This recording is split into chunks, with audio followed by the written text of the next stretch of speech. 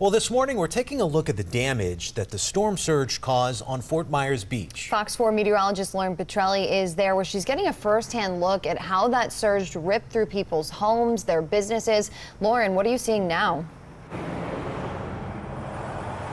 It's really hard to tell what I'm looking at, Chris and Lisa, just because the landmarks I'm so used to on Fort Myers Beach, a lot of them have been washed away because of the storm surge. I want to bring in Bob Durant. He's been kind of taking us up and down. We're going to do a little walk here, Bob.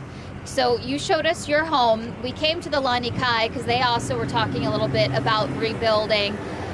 I came over here because I see nothing but electric trucks, Pike and also LCEC out here, or FPL I should say rather. But you made it really clear, you pointed out there used to be a restaurant that was over here. It's gone. There used to be two restaurants, Yo Taco, and then there was another restaurant behind the Yo Taco. If you look across the street, that pile of rubble is what's left of the Gulf Shore restaurant. Oh, so the one next to the tuna skin store. So that was actually a restaurant. That's the right? Gulf Shore. That's gone. And next to that was a small hotel, the Beacon Hotel, and that's gone. And so you have been here since the 80s, quite a long time.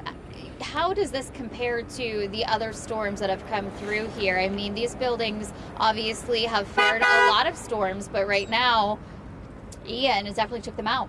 Yeah, on a 1 to 10 scale, this is a 10. I don't think we've ever had anything more than a 2 or a 3, except for maybe Donna, and that was in the 60s, and I wasn't here for that one. Yeah.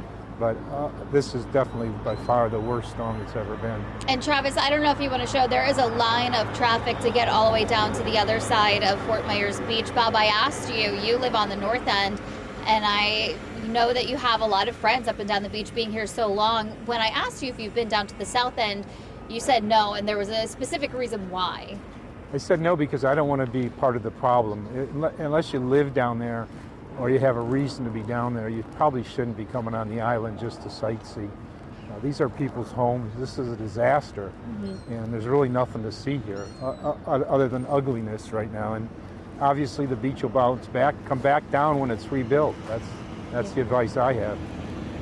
And then the Lani Kai is a spot that you have rode out a couple of storms. How does that make you feel to see not only a place that you were safe during Hurricane Irma, but a place that you used to spend a lot of time with friends and family? Yeah, well, the Canaderos family was part of my family, and so I'm just as devastated, almost as devastated, obviously. So we're praying for the best. I mean, hopefully they can rebuild and they'll get it done quickly, and it'll be back open in a year or so. And business as usual. I don't know what's going to happen. I don't know what the codes are going to be like or how easy or hard it's going to be to rebuild. I can tell you this, pulling a permit on Fort Myers Beach was not the easiest arena to work in. So now with all this, it may be a year before you even get a permit to rebuild.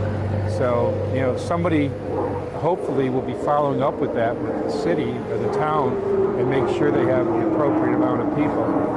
See U.S. Air Force jet going over. Yeah, there are quite a few helicopters and planes and jets going over, so we apologize if it's really loud. But Bob, thank you again for taking the time to speak with us today. I just wanted to follow up real quick. Please, go ahead. I think part of the problem is the rebuilding process, but the other part of the problem is going to be the permitting process and being able to rebuild and having that structure in place by the town to help people. And of course, I'm not sure if there's a disaster plan, but I believe there's a plan that says that in the event of a disaster, you can rebuild on the same footprint you were once on, and you don't have to comply with the current codes as far as setbacks. But I don't know that for a fact, but it's going to be interesting to find out. Yeah, you and I kind of talked about a lot of that stuff, and you had a few questions for me. So those are just one of probably the many things I'm going to go back to the station and look into, not just for you, but for the rest of the people here on Fort Myers Beach who are hoping to come back and build back stronger.